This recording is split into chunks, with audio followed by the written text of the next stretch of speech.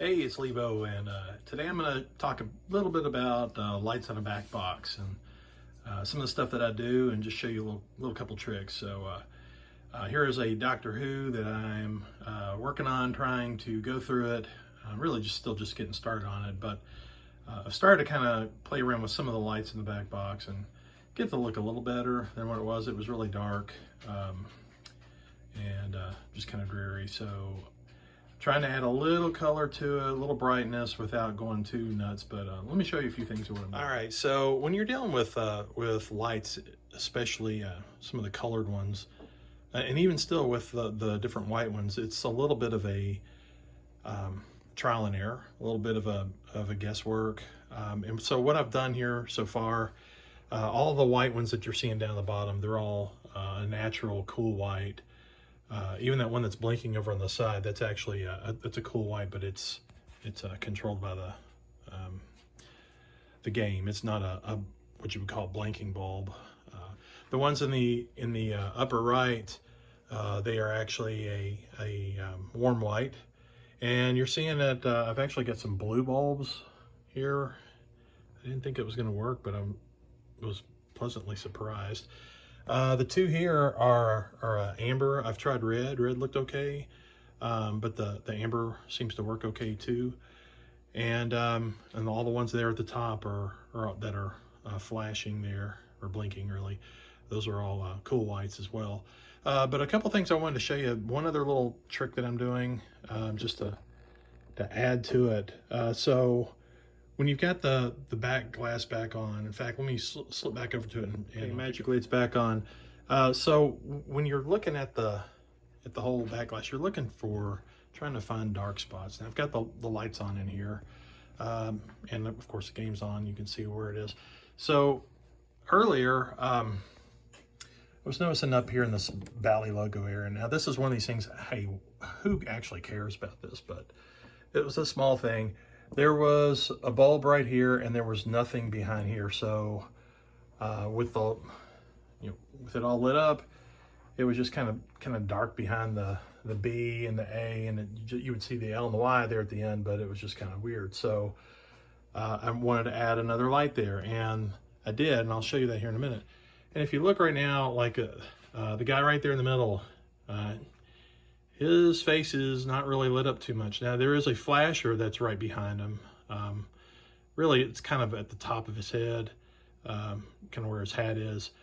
But I think that he needs to have an extra light there, and even down kind of around his tie and that chest area is a little dark. So so here, let me show you what I'm going to do. Magic, the back glass is removed again, the translite.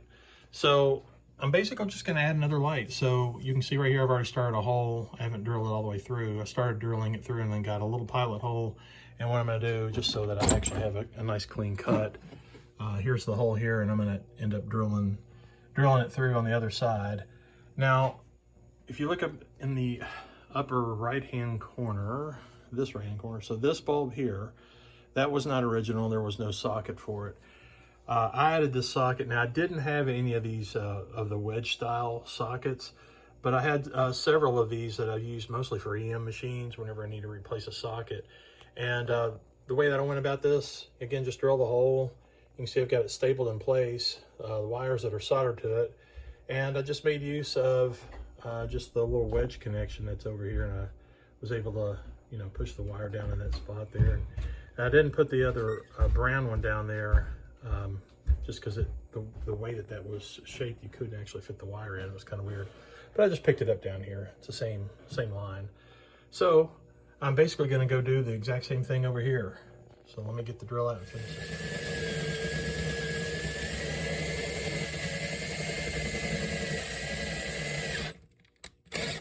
Okay, the hole's drilled. It's actually fairly clean cut. If you look at both sides, it's not splintered out real bad or anything. So kind of like to drill the holes both sides. Of course, it's made a mess. Of course, you gotta get the vacuum out. We'll finish all that up here in a bit. Well, let me show you the next step. It's really simple, but stuff it makes a difference. Okay, so taking a look at where we're going to tie this into, there's actually you know, orange and then white with orange stripe wires here. That's actually you know, it's one branch of GI lights up here. There's the brown with the white with brown stripe branch of GI lights down here.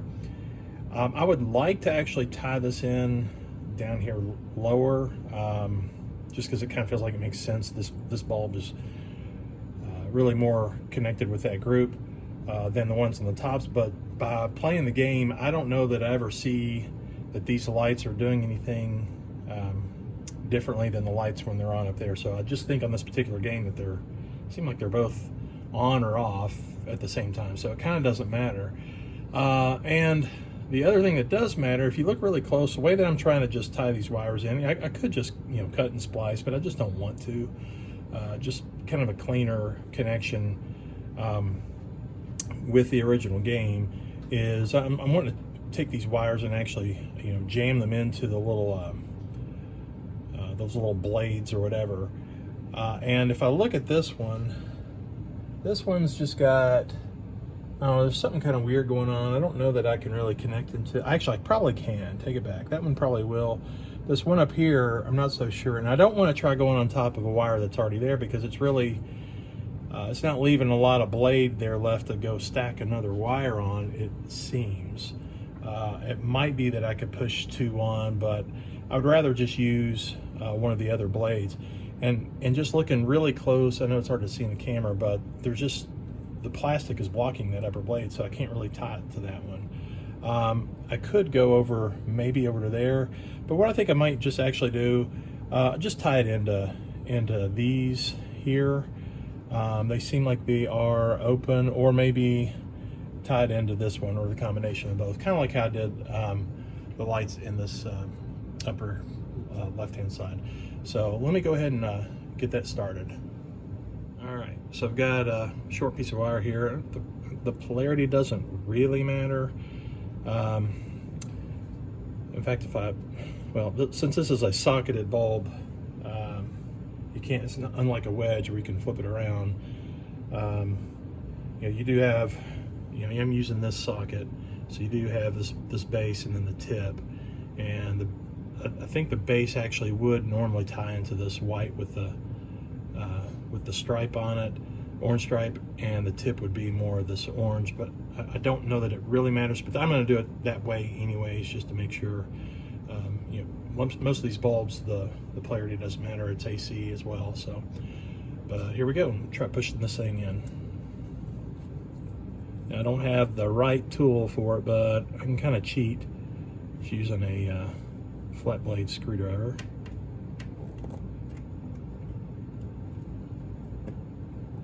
Okay, now next thing, let's get the meter out, and of course got my meter, and I've got it set for continuity. You can hear the tone. I'm just going to set it down. Let's check to see if this actually, if we're successful or not. Oh yeah. Okay, so I hear a tone, so that worked. Now let's go for the this other wire. And again, I don't think I can do it over here because, yeah, the plastic is blocking the blade. I don't know why it was designed that way, but it was. Let's see here. We're gonna need the wire about, what about that one? I might trim just a little off. All right, so let's see if we can press this one in.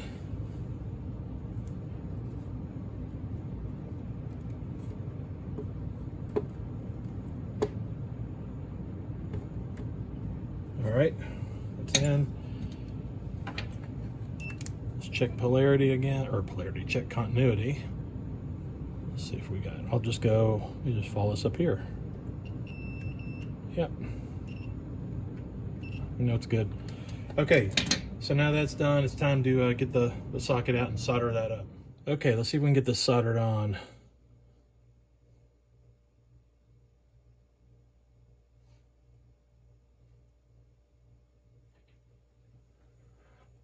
All right, time to solder the other side and get it stapled down. All right, the other wire has been soldered on. I went in and stapled in one. It's time to staple the other one. And by the way, the stapler I use is just light duty, just an Arrow basic stapler. You can get them anywhere. This one's model JT27. And it uses these lighter duty JT21 staples. I'm just using the ones that are 1/4 inch. The reason why I mention this is like on a lot of the EM machines, when I've had to go put in other braided wires in spots, this one's worked pretty well.